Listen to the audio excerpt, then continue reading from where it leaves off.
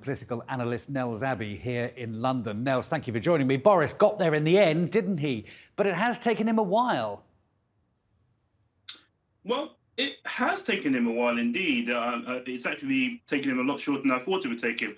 Boris Johnson is straddling on this subject. He's pretty much stoking the fire and posing as the fireman who's going to put the fire out. And as far as it's concerned, also, it's not coming across as credible. The Conservative Party, unfortunately, which Boris Johnson is the leader of, unfortunately, has actually waged a very, very large-scale gaslighting, racial gaslighting operation against ethnic minorities within their own country. And it looks like we might finally be witnessing a moment of reckoning.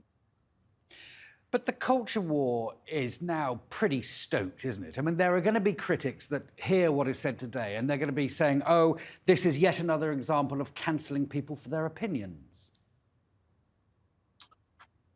The culture war is a red herring. What you essentially have in terms of also cancelling people for their opinions is a concept known as accountability.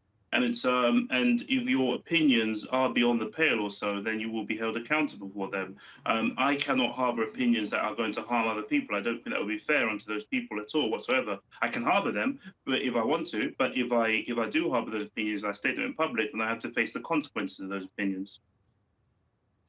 The government does seem now to be doing its bit, doesn't it? But this does seem to open up this wider question of how you police the internet. How do you think you should police the internet, and should you police it?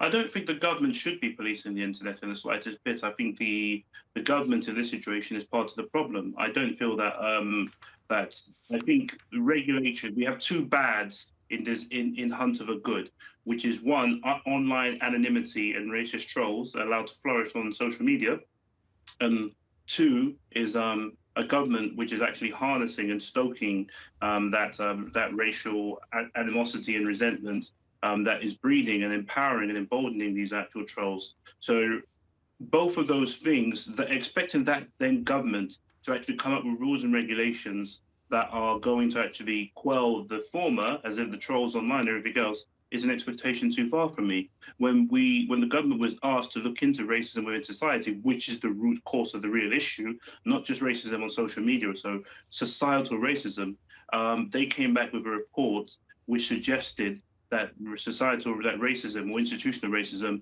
doesn't exist in Britain today, which is alarmingly disingenuous and also emboldening to racists.